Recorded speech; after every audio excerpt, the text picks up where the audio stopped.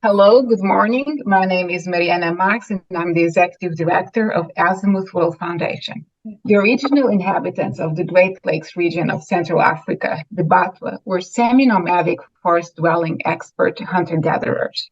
Currently, they speak many different languages and live in Rwanda, Burundi, Uganda, and also in the Eastern Democratic Republic of Congo.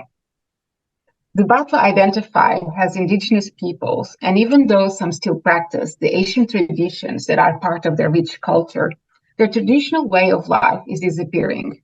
In 1991, following conservation projects by the Ugandan government and Western international agencies to protect endangered mountain gorillas, the Batwa were removed from their ancestral forests. This was done without their free, prior, and informed consent, any public hearing or compensation. Consequently, these ancestral people who live in harmony with other species and their surrounding environment suffered a sudden and profound change in the way that they live. Dispossession of land meant being unable to hunt or gather, leading to extreme poverty and the breakdown of social relations. Along with social marginalization, their small numbers and almost inexistent political representation also mean institutional marginalization. Their access to state health services, clean water, shelter, food, and education is minimal. One of Azimuth's current grantees is the Bwindi Community Hospital, whose Batwa Outreach Program we are supporting. This program aims to improve the water, sanitation, hygiene, and psychosocial situation among the Batwa communities living in Kanungu District in Uganda. Our wish to learn more about the Batwa makes biologist and anthropologist Rui Diogo a perfect guest for this episode. An associate professor at Howard University in Washington, D.C., his extensive work as a researcher, speaker, and writer is renowned worldwide for addressing broader scientific questions and societal issues using state-of-the-art empirical data from many different fields of science. Ruis is a member of the American Association for Anatomy and George Washington Center for the Advanced Study of Hominid Paleobiology. In 2022, as part of his anthropological research at Howard University, he traveled to Gabon, Uganda, and Rwanda with an international team of scientists, physicians, and filmmakers, where they visited Batwa and Baka villages. We're honored to have Rui Diogo with us today to share some of the firsthand experience and knowledge regarding the Batwa situation. Rui, thank you so much for taking the time to speak to us today.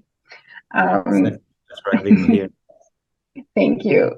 I was thinking that perhaps you could start by giving us some background on your research work and approach and how that led to focusing on the Batwa for this specific project. Yes. So I did a PhD in biology in Belgium and a PhD in anthropology in GW at Washington D.C, George Washington University.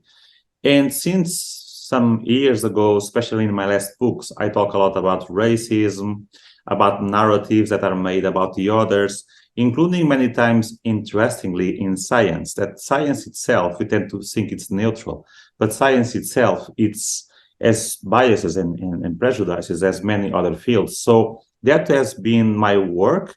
And lately I'm going more and more to places that we will say that science often does not reach so much. So it's like a new kind of science we are doing, the science about and for the excluded. So in the summer, precisely we went to Gabon, to Rwanda, and to Uganda. It was about conservation projects, about apes, but also with a distance, an intellectual distance, to see from the outside how those conservation projects that mainly were Western ideas, right? And some of them did amazing things, as you said, protecting the gorillas in Rwanda and so on. But what was the other side of it? So we talk with locals, for instance, living near Kibale in Uganda, or near the mountain gorillas in Rwanda, and ask the locals, for instance, are you agreeing or not with these projects? Do you like it or not? And we begin to see more and more deeply that there was actually a lot of skepticism and actually even hatefulness sometimes against, especially in Rwanda, against some of these projects, or so-called conservation projects. Because as you said, even before that, but especially after that in 91, for instance, in Rwanda, that's when, for instance, the Batwa were removed completely from the forest, meaning they cannot go to the forest legally, right, and live in the forest. So that really created a huge problem for them, and not only for them, for the communities, Bantu communities. So because there is the Batwa, as you said, right, indigenous communities, but then there are also the Bantu agricultural communities that lived also near the forest or were hunting, let's say, elephants or gorillas, right? And they were also out of the forest. But yes, so that is mainly a bit what we do, combining a bit anthropology with biology, conservation of primates, but trying to make a way that conservation will not affect directly also people, because we care a lot about the gorillas and they are thriving in Uganda, in Rwanda. It's amazing. But the people that were thrown out of the forest, like the Batwa, they're not thriving at all, right? They're really suffering a lot. And that's what we have to think about. Yeah. Absolutely. And what are some of the goals of having such a multidisciplinary team approach to this topic that we're talking about?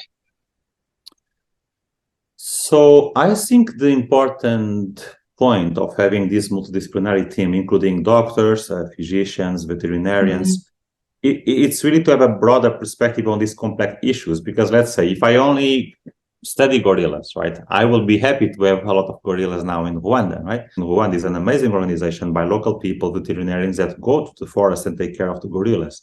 But if I'm with physicians at the same time, they say, well, it's amazing they are doing this for the gorillas, but we don't see the same kind of detailed analysis of health, even among people, especially among the Batwa, right? There is nobody going to the Batwa villages to check if they're okay, as gorilla doctors almost daily do with the gorillas, meaning we are taking much more care and spending much more money on the health of the gorillas than of the health of the Batwa. So when we have a big group like that, we can see all the kind of layers, the different layers, and see the problems. Interestingly, when we were in Rwanda in the last days, there was the APAC meeting, as it was an official Rwandan meeting, international meeting, about conservation and indigenous communities, and they officially recognized, so in the summer 2022, that conservation did a lot of mistakes, and especially by throwing out indigenous people. So it was an official recognition by the conservation world. Interestingly enough, the Batwa were not represented as the indigenous. They brought people from Kenya, from indigenous communities from Kenya and Tanzania. But of course, the Batwa government, the Rwandan government could not show the Batwa as an example because they are not existent for the government. After the genocide, with good reasons, perhaps, but also with bad results, the Batwa don't exist as a group. There is no Batwa. There is no groups, ethnic groups officially in Rwanda. They are all Rwandan, right? So that was actually an interesting point to see how excluded they are.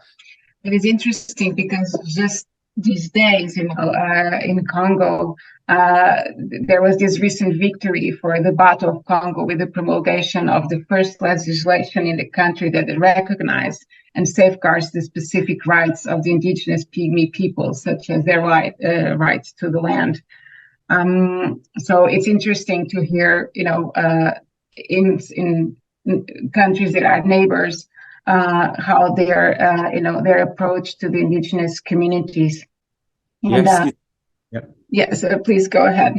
Because as you say, it's a very interesting point. They are not really treated or even perceived in the same way. So in general, it's a politically incorrect word because it's not the reality even, but it's in general, what are these peoples called? As you say, the indigenous peoples from the Congo Basin.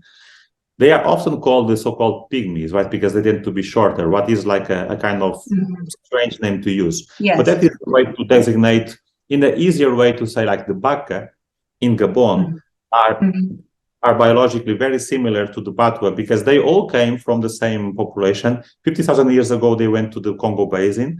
And as you said, they had different languages, completely different types of life and languages than the Bantu or agricultural community, right? That is most of the people now in Africa, right? So now they are really a minority in all these countries.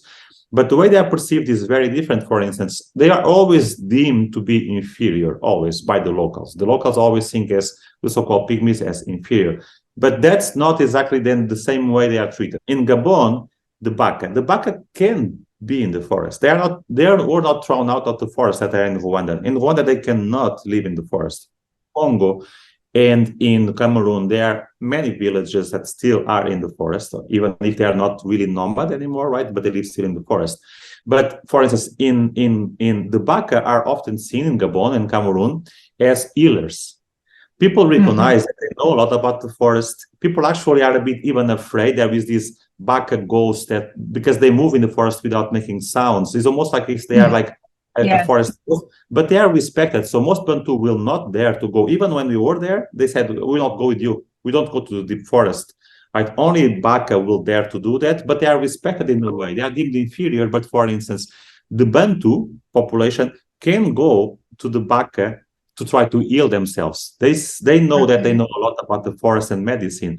But for instance, in Rwanda, for instance, in Uganda, I guess it's because people almost never saw, the people now never see the Batwa in the forest. They only see them as beggars almost in villages. So they don't have that perception that they know so much about forest or about medicine. They are not seen as people that know a lot or people that heal. They can heal the body. So the niche that they thrive, they are really removed. So the Bantu see them completely out of their niche. The case of Uganda and Rwanda and the Batwa, the project probably you are doing in Uganda too, it's really extreme. It's perhaps one of the more extreme I have seen in my life in terms of complete exclusion and discrimination against the Batwa. Yeah. You know, I can see from, you know, this conversation that you are, you know, you're very familiar with the Batwa and Baka situation in Rwanda, Uganda, and also in Congo. But what will be, you know, some of the defining traits of these people that really stood out for you? We already heard you talking about, you know, as the healers and their medicine, but what are the other traits that for you really stood out? Yes, it's a very good question, right? Because even they asked me when we talk about them in the West, they said we should empower them, right? Again, not see them or not especially treating them as the endangered communities. That is the official name, I think, in Rwanda, right? They are not endangered, perhaps their cultures are, and of course many of them are starving or being alcoholic, but we tend to only see these darker sides, right? That may are consequences of what we did to them, right? By throwing them out the forest. But they are amazing sites, and still nowadays, right? They know much more about medicine than we think. Because I know that there is now this new trend of new agers saying we have to go back to the forest, and they have a lot of powers and everything. But even when you talk about that, even the people that admire people like indigenous people, they tend to focus more on the myths or on the shaman. But that's just almost like a folklore. We always use these terms as, they are mystical. No, but they do know a lot. They do scientifically know a lot about medicine. It's not just kumbaya, it's not shaman. They really know a lot about medicine because they know these forests more than we know. Right? They know these plants for 50,000 of years. They know what can cure you. Analgesics. They have amazing natural analgesics that in minutes you will not feel any pain, even with a big cut, right? So we have seen all these things. They know a lot. Of course, they have beliefs, as we have beliefs, right? But it's not... But beliefs after people, that's why I think an anthropological view is interesting, because the beliefs normally come after the fact. So first you have, let's say, Muslim populations, they don't eat pork because at that time pork was killing a lot of people actually in the desert, right? And then it begins to be a belief, right? Mostly of these beliefs, they do have a scientific foundation in the beginning. So seeing only these indigenous people as having these beliefs, etc., is really like a Western way of minimizing what they know. And I'm doing a work with a Kyoto professor, Michael Upman. They explain to us almost the evolution of medicine that is very different from what we tend to see. We tend to see medicine as just a human thing, right? And basically a Western thing, right? But clearly, most of the things we know, even, I don't know if you know, but the most powerful anti-malaria, one of the few that still works, anti-malaria, that is saving treatments or prevention, that is saving the life of millions of people, came from ancient China novels, right? Most of the things we still use came from a long time from indigenous populations and so on. So they told me several times that many times they learn with the apes, what is very interesting. And it makes sense. we came from Africa. We humans came from Kenya, Ethiopia, and the drier parts. 50,000 years ago, these people went to the forest. And of course, first of all, they try and error. That's medicine. So they will try a plant. It works or not, medicine. But they could also do something else and have a head start saying, okay, but we can look to animals that are similar to us, like gorillas and chimpanzees. And we can see what they are using, because the chimpanzees and the gorillas have been there for 6 million years. So they have a head start, because they look and they told me, like, if we see a wounded chimpanzee with a wound in the leg, we will, before, when they were nomads, they would stop the camps and be weeks there looking at what the chimpanzee will put in the leg, which plants, which minerals, and so on. And they will try the same. And if it worked, they will start to use that. So the evolution of human medicine came a lot also from observing the forest, the behavior of animals. That is perhaps the part that is more minimized. I think in anthropology, I wrote this in the article I did about the Batwa, right?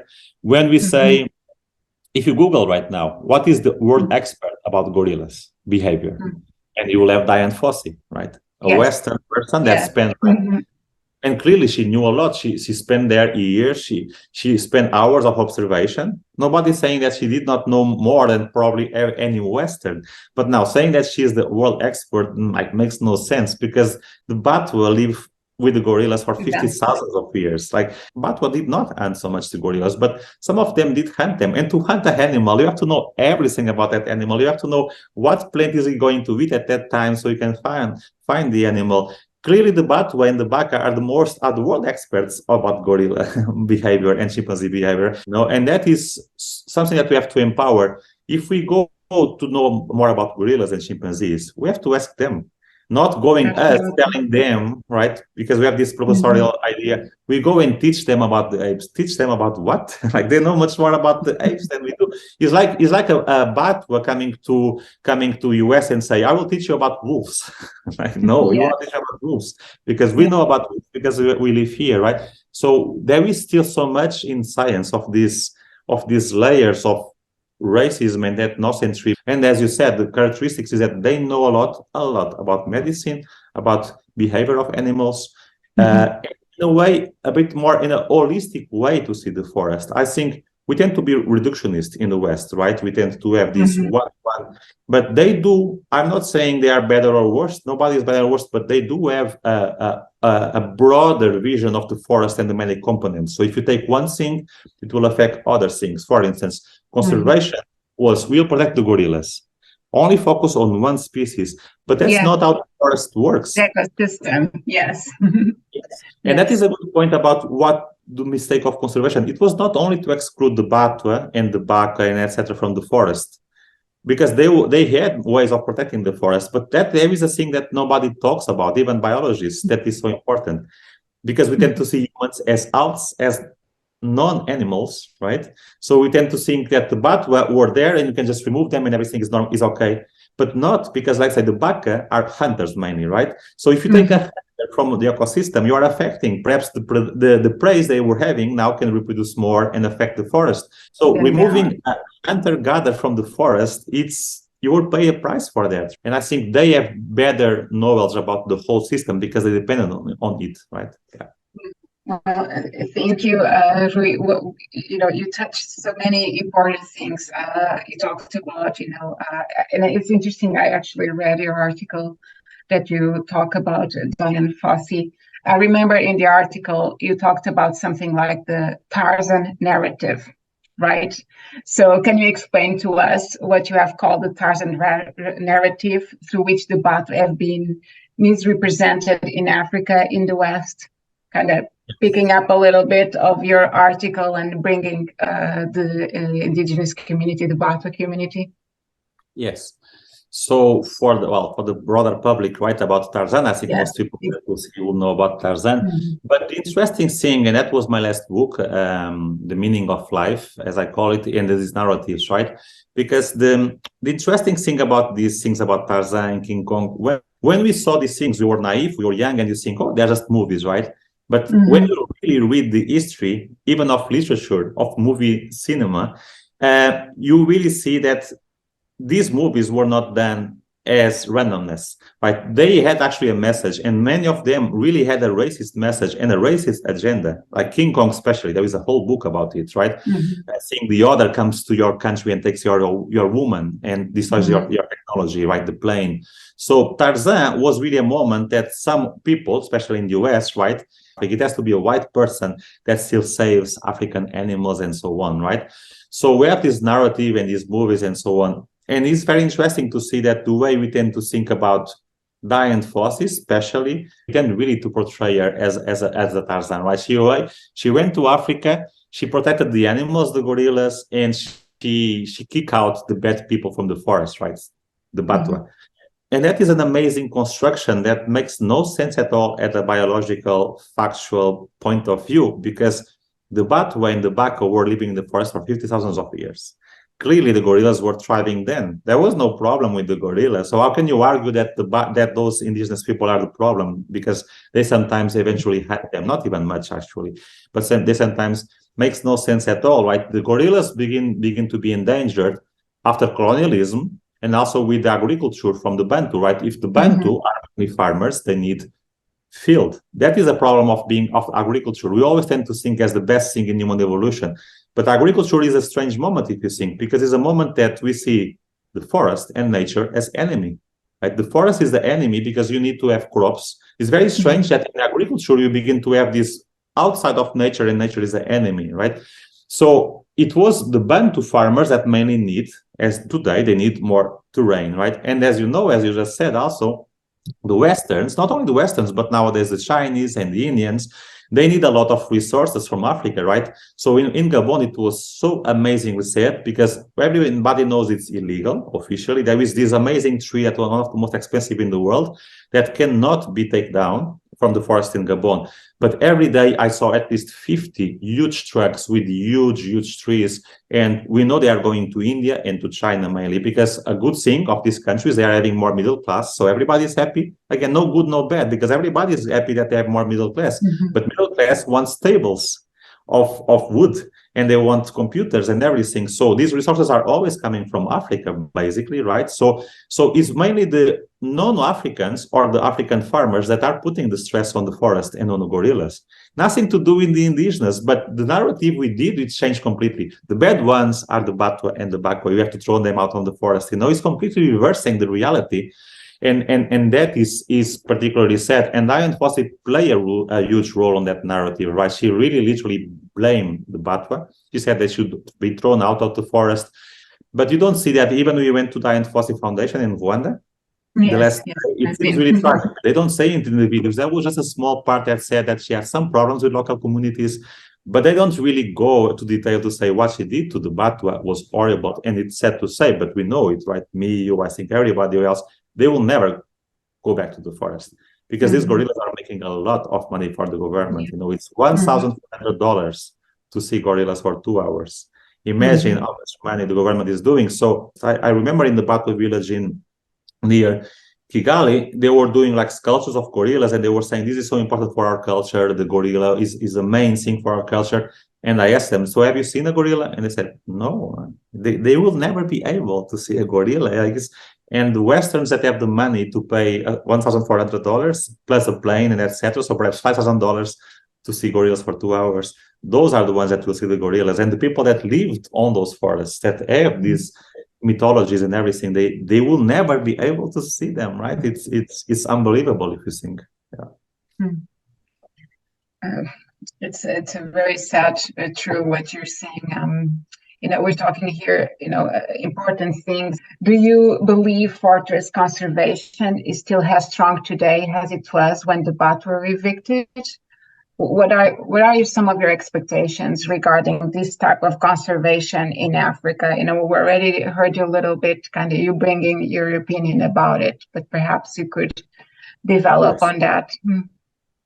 Yes, so nobody is criticizing. I tend to be, well, in my books and everything, very neutral in between. So you can see, for instance, I say that the Batwa and the Baka know a lot about medicine, but I will not criticize modern medicine neither, or Western medicine. And about conservation is the same. So protecting the gorillas in Rwanda was amazing because the gorillas at that time were endangered, and many Gorillas still are endangered, as you probably know, but orangutans are supposed to be extinct in almost 50 years only. So you see, that I think is good to have this broader perspective, because I can criticize the Rwandan government by throwing out the Batwa. True. But at the same time, seeing what I saw in Gabon, that the government is allowing all these forests to be decimated, the Rwandan government and Ugandan government are doing something better, right? They realize that they can make a lot of money with the gorillas. So they have motivation to not destroy the forest, because the forests are giving them a lot of money. In Gabon, it's really Wild West now. They are just decimating everything for the gold, for the wood and everything.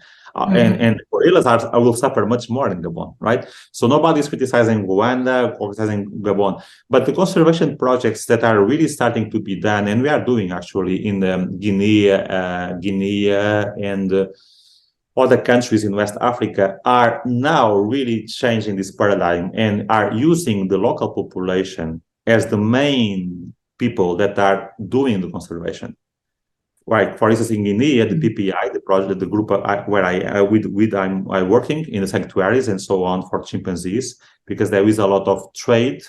There is a lot of meat trade, but also very sadly, what is growing a lot from the China and from the Middle East is the pet trade. People that want to have chimpanzees at home to show in TikTok and so on. It's really, really sad. In our sanctuary, we have these small chimpanzees with bullets in their heads. It's really sad.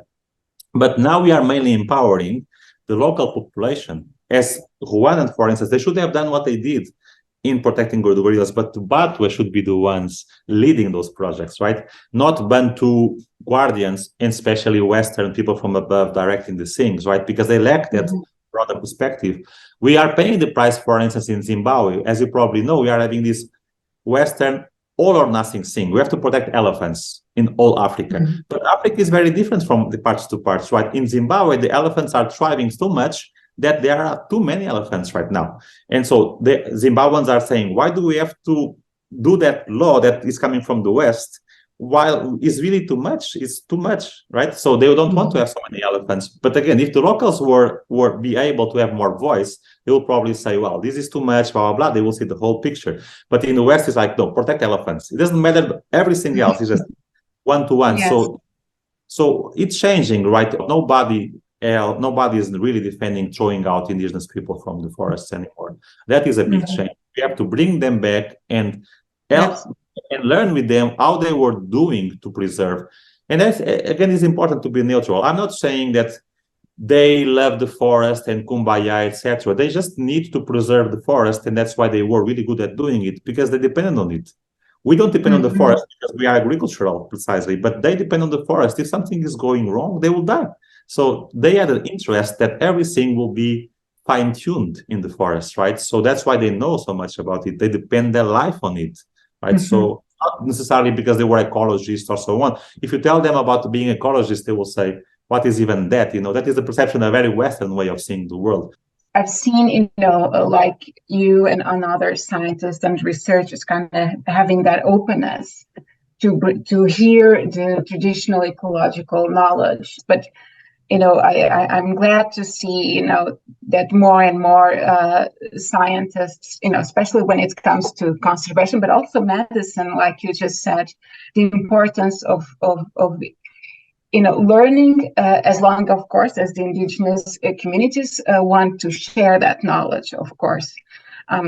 But there is still, I think, a lot of work that needs to be done regarding, the Western science, and how it looks to the traditional ecological knowledge. As we know, it's crucial for the world. And and I do think it's so extremely important to hear from a biologist. Why is it so important to value traditional ecological knowledge? Yeah, I agree, and I think of all the layers we covered about, let's say, indigenous people being important for the forest, for the conservation, that is beginning to be more consensual, right, as we said. But of the layer that you just said is really less recognized, and I would say is a really minority of scientists and broader public especially. I would say even like 2-3% only is the knowledge about biology, right? The knowledge about facts. Even people that I read a paper that is trying to defend the traditional knowledge, but insists all the times in the beliefs and the beliefs and the beliefs. It's like me going and saying about Israel or something and just focusing on their beliefs instead of saying, I don't know, the medicine they do, etc. This is all very Western-sized, romanticized idea of the other. And I think that is slowly changing, but very, very slowly. And one good thing is that when you go without wanting to know things, right? Because if you go and ask to the Baka, do gorillas eat fish?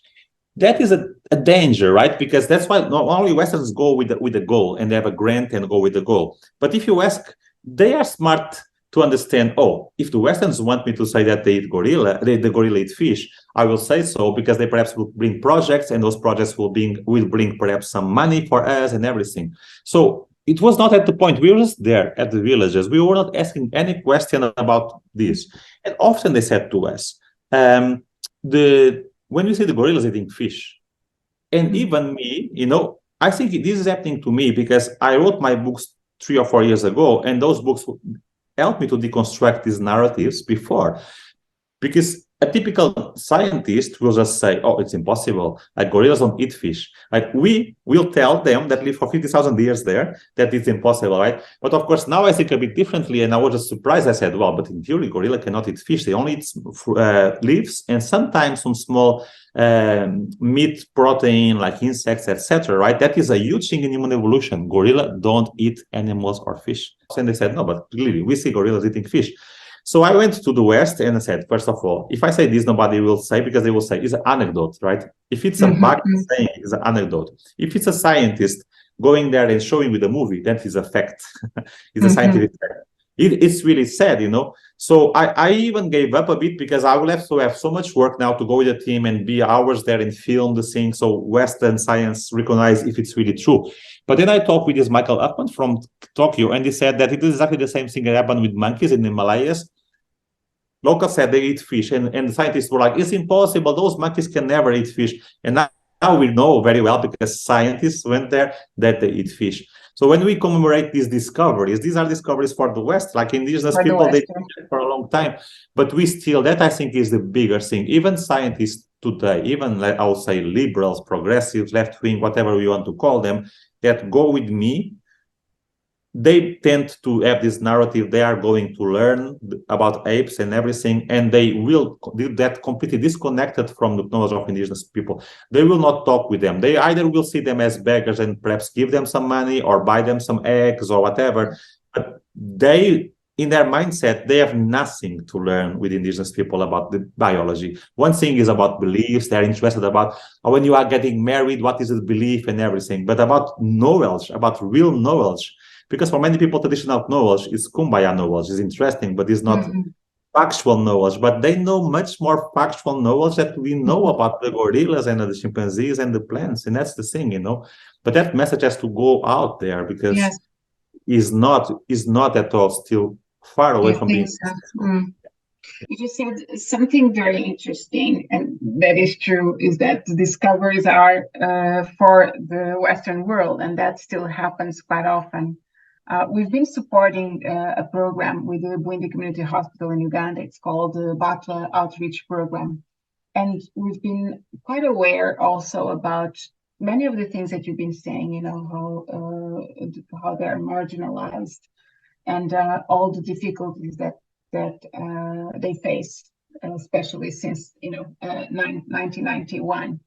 But I think, since we've been talking about the traditional ecological knowledge, I think it will also be interesting for our viewers and listeners to our podcast to understand what are the consequences of the Batwa's marginalization in terms of the loss of knowledge. Because I think it will be interesting hearing from you, a researcher, biologist, anthropologist, to understand the damages and the impacts of the loss of the knowledge of such a rich culture as the Batwa. Yes, that's a very good question, because you can do conservation, you can do animal behavior, right? And you can do cultural anthropology about the knowledge of others, right? And you can do them separately, and they seem to be kind of separate. But for the first, and medicine, because those are the 4 fields, because I teach in a medical school. Those are the 4 fields we do in the laboratory that are already seem to be very disconnected. And people say, how do you do all these different things? But for the first time now with the Baka and the Batwa, I realized everything is together. Because the example I gave about gorilla eating fish, for instance, right? So if that is true, right, that is likely, imagine that either the gorilla are extinct or the orangs are extinct in Asia, right? Let's say the gorillas are extinct, for instance, right? Or that the Baka are thrown out of the forest, or the Batwa, and the next generation will be born in a small village near Kigali, etc. They will not know this. And after like perhaps 2 generations, will not know that. So no local people will tell us that. The gorillas will not be there anymore for the Western scientists to see the fact that they eat gorillas, that they eat fish. So mainly, we will just lose that knowledge, and forever we will have in this textbook saying that for human evolution is amazingly important because our ancestors, the apes, don't eat meat, don't eat fish almost. And all these stories will be wrong because just we discarded that knowledge, we destroyed the forests, we destroyed the gorillas, and we culturally genocide the people that live there. So now for the first time I see that connection. If we lose either the forest or the animals, apes, for instance, in this case, or the knowledge of the people, we are losing so much. So all the three have to be preserved at the same time, right? But I think that still will be a minimal point for most people. I don't know people hearing this podcast, but I have to be a science communicator and to talk about things that I think the people will care about, right? So I don't think, sadly, I can tell here right now to you, I don't think that is enough a powerful message for the broader people, because the broader people doesn't care perhaps less if gorillas eat fish or what we say about human evolution. The selling point, I think, for the broader public here and others, they care about themselves, right? So we care about medicine. And I think the main thing we will lose is about medicine, because the Batwa and the Baka, they know a lot about the proprieties of those plants. Clearly, I'm not saying that every time, but clearly many of the cures for cancers, for analgesics, many of the cures have to be in Amazonia, in the Congo Basin, the second biggest forest in the world, and in the Asian Southeast forests. That it's scientifically mandatory because those are the biggest forests with the biggest diversity and everything. So if we lose the knowledge that they know, or even the knowledge that the apes know, because clearly the apes know a lot about those forests, right? We, in our generation, especially our kids, will suffer a lot because many of the things that could come from there, especially natural cures, natural analgesics, right? We are losing all that, right? So we have to really have to preserve the three things, right? The animals and the plants that are in the forest, the indigenous knowledge, and actually the animals that know more about those proprieties themselves, like apes and so on. There is like this recent study just came this week. They're really simple things, but they are so effective and they could save so many lives. On self-medication of primates, that is something that is being more talked about because people before were like, oh, they cannot use medicine like other animals. But it is an elegant study. We saw ourselves, the chimpanzees in Gabon, they go to only sleep in some forests, in some trees. They don't do like roofs as the orangutans, but they do some small nests when they sleep in the trees. But they always use the same kind of 10 types of trees. And it was interesting. Why would they go even so far sometimes to go to those trees to sleep? So a team of researchers did a very simple, elegant study. What can kill you at night in the forest? Because you are already up. The leopard will not go there and everything when you are like really on the nest and so on, and they have a big group. So mosquitoes with malaria and everything. Mosquitoes are the big killers, right? And at night they bite and so on. So they just study the proprieties of the trees. And of the 10 species of trees they were sleeping, 9 of them had anti-repellent mosquito proprieties. Not because the chimpanzees know the substance and everything. They just know that when they sleep on those trees, they are less bitten, right? So they are doing medicine. This is medicine. And actually, to show that it was really not randomness, they then studied the thousands of other trees that you have in Gabon, thousands of other types of trees, and only one had anti-repellent. So clearly, they are really choosing. Now imagine the implications. Now we are studying, do the Baka, when they were in the forest, use the same trees? Yes. That would be amazing, right? But we don't know. But imagine they didn't know. They could have saved so many lives from malaria if they have used the same plants that the chimpanzees are using for millions of years. So this is the example that there is so much to lose if you lose either the chimpanzees or those plants, these 10 types of trees, right? Or the knowledge of eventually if the Baka know or not about that we are actually now trying to find. But this is an example, I think, what common people will care about. Perhaps not the gorilla eating fish, but about their own health. If you can have repellents that are more effective than the ones we have, and we can also prevent our own malaria when you travel to those places. Medicine is something that everybody cares, and I think is the main thing that we will lose if you lose the forest, the apes, or the indigenous people.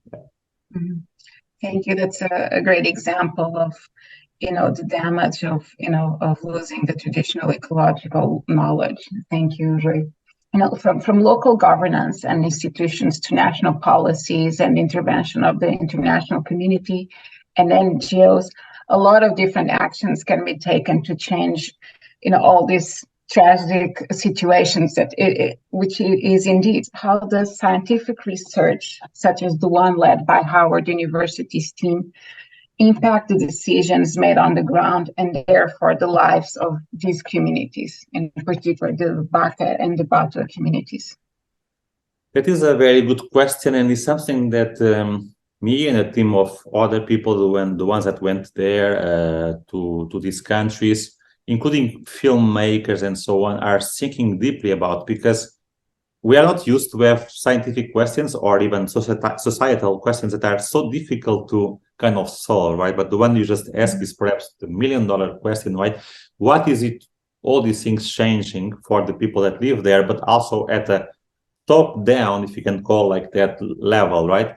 And clearly, we can see that in the local roots, or organizations like yourself, or the local Batwa organizations we deal with, and the Baka communities, we can see there is a change, as you say, in terms of at least some Western people, because there is a problem. You could say, so why they even need Westerns, right? Why they could just solve all these things now by themselves, let's say.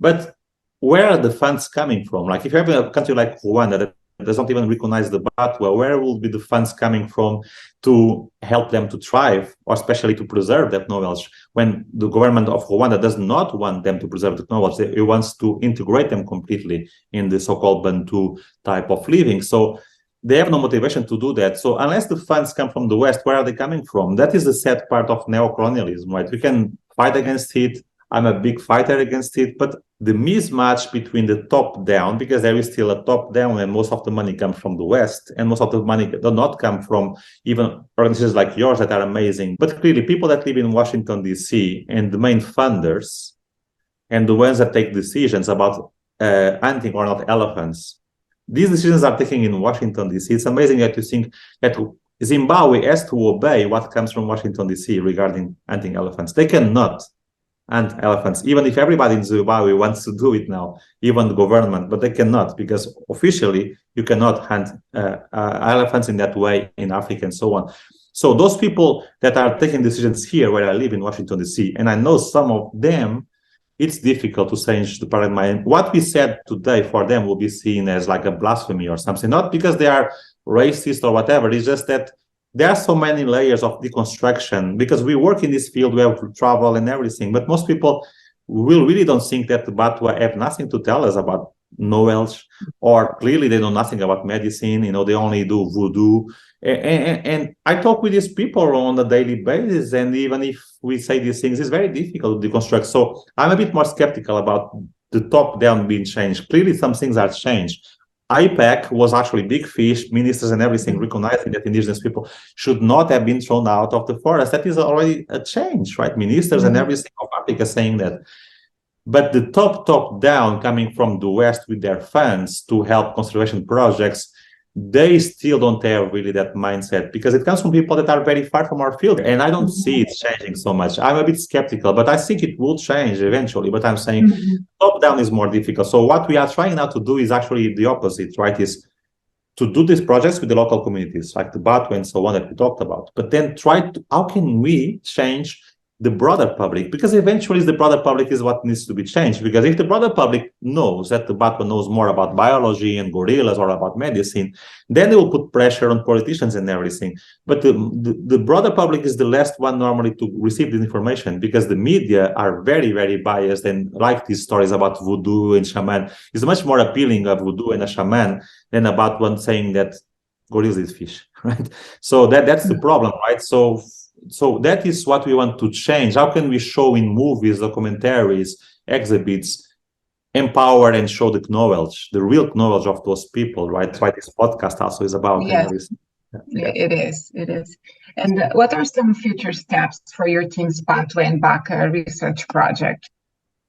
Yes, so now we will really start to apply things in a more applied way, because the Batwa and the Baka, again, they say, okay, all these things are nice, we want to be empowered, we want to be known, but we are literally starving. Many of them are literally starving. We went to the villages and we were trying to, in the village, to know more about what they know about apes, right?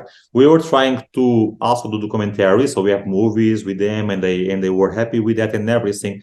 But they, of course, the question was always like, okay, what are you giving us? And so we did give often things like, pads or like a toothbrush and everything for health. But clearly that is not, like, many of them were really literally starving. They were really like begging us that the kids were starving. They could die in weeks, the kids. And we saw one of them had a huge wound. And I know that wound will basically infect and the arm will have to take off. And they said, just give me $10 so I can go to a doctor. And you are put in a strange situation, right? Because of course, $10 is a beer in DC. Why would I not give $10? But then you think, if I will give to each of them, because he was in front of, I think, 200 people that were with us, if you give to each of them, first of all, that's a problem, right? And not a problem in itself. It's just that we also don't want, I don't know if you know this book that is The Beggars and the Workers. The problem of conservation and even NGOs in a way is that we are also doing a paradigm, even tourism, that we tend to see the other, especially indigenous people, as beggars or workers, right? That's the only interaction that most Westerns will have, right? When you go to a hotel in Kigali, you will see perhaps some indigenous people, Batwa or something, serving you, or even worse, if you go to a village, they will be beggars, right? We always see them. The tourism is helping a bit the local populations, but helping them always as beggars and subservient, right? You don't see them as equals when you go as a tourist in the West. So we also have conscious about that, and you don't want to replicate the cycle. If you, every time we are with a Batwa person or community, every time we have to give something, it gives the impression again of this cycle of neocolonialism that whites are givers and we are receivers, and that is the way the things are. And that clearly should not be. We should have some interactions. It was so amazingly stressful, morally, these decisions that we had to take at that moment. And actually, we never give, except for those things, we never give directly like money, because we want to make things. So what we are directly doing with Richard, the project I told you about, water, having water for the villages, that is a big thing, because many of the diseases they die with, the kids, they will be very easily avoidable, very easily. I saw them dying. I saw kids dying there, and we knew it would be so easy to prevent. Even the ones dying with malaria, we have these pills that are basically very effective to prevent, So these things, we saw things that could be preventable. So yeah, having pills for malaria, having water. And one of the most amazing projects, not Richard, but actually I think the name is Pygmy Alliance in Rwanda. I would actually like to say the name because it's the most amazing I saw. The most amazing that I saw, because it was really not within the Western framework. It was made also by a Batwa, and it was really not on this so-called development that they have to be integrated or something. No, it was really like in a respectful way. And they are building schools, but schools that also protect still that knowledge, not just schools to know what we know, right? Or what we think is important. And they were doing some canteens in the school so the kids could eat, for instance. So they have the motivation to go to school because they have food, and that's basically the only food they will have, mostly for a normal meal for a day. So those things are the ones we are going to invest and ask funds for and grants for, to go to the local level. But again, that will not save all the main problem, that is the cultural genocide, right? Because even if you go to schools and even hospitals, in the end of the day, we are sure that in 100 years, they will know nothing about the forest, about gorillas, about nothing, right? And not only because we want them to know what we want them to know, is because they themselves say that they would like to preserve this knowledge. So how do you address that? That is the question we are trying still to solve. How can we address the bigger problem while addressing the small problems? Because all these small problems in the water and the hospitals are amazing, but all of them are winning in a framework that if they all work amazingly, the sad part is that if they work amazingly, their lives could be better in the sense of being more westernized and dying less, but clearly not perhaps the quality of life they had. Clearly, you cannot compare the quality of life of a Batwa that even you will have a decent life in a village near Kigali than the quality of life they had like 100 years ago. And this is not blah, blah, blah, or kumbaya or romanticized. We do tests about that because that was mainly the subject of my book. We measure blood stress levels. We measure not blah, blah, blah. We measure biology, physiological components that show that the life of those people now, even if they become lawyers, let's say, it's much less than they had mostly. People have this idea that indigenous people were living very badly, they were starving most of the time. No, there is not even a word for starving in their language. They never starve because they had 200 different kinds of fruits. If one goes wrong, there are other ones. They never starve. They were like, this is not romanticizing. We have data showing that agriculture is when you starve because you have 2 or 3 crops, like Ireland. One of them, potato, goes wrong, and the whole people is suffering. Now we have the crops problem in Ukraine and everything. This is not normal for indigenous people because they have at least every week they eat from 200 different plants, right? They don't depend on a single one. So this idea that they died when they were 30 and everything is completely westernized. They don't die. Many kids die, so the life expectancy in average could be, let's say, 35 if many kids die, and that is a problem, of course, that we have to change. But if they did not die until they were 10, the model lifespan of, let's say, the Tsimane in Bolivia, it's 82. It's higher than any population in the world. 82 life model span. The age you will normally survive if you don't die until you are 10. So we have to really, again, as you see, you have to change all this framework of thinking that they were suffering and everything. So we have to also combine that and try to have them having a quality of life together with nature, right? How do you have a quality of life? You can never even see a forest, right? So yeah, yes, it's difficult. We have having approached all these minimal problems that we are trying to solve with the funds and everything, but then also how can we solve the bigger problems, right? Yeah. Well, Rui Diogo, thank you for this incredible opportunity to learn more about the Batwa and, more importantly, to understand how valuable their knowledge and history are. I think there's absolutely urgency, I would even say, like a moral obligation to defend the Batwa survival and the dignity of their day-to-day lives. I think we must work to undo the grave damage of forced eviction from their ancestral lands.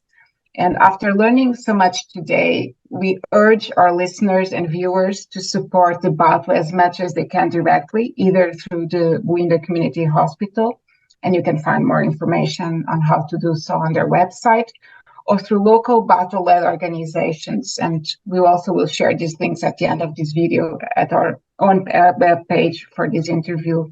But before we wrap up, I would like to ask you, Rui, if you want to add anything else to this conversation. Well, I want to add that what you are doing, it's amazing, like what you are doing, because you are doing, for instance, the hospital project, but clearly you are doing it with the mindset of being aware, right, of the context and being respectful, empowering them, and the mindset in which you are doing it. So really, the only thing I want to say is thank you so much, because you are the one doing amazing things for them, more than me so far. So yes. Well, thank you so much, Rui. It's been a pleasure to talk with you today. Thank you.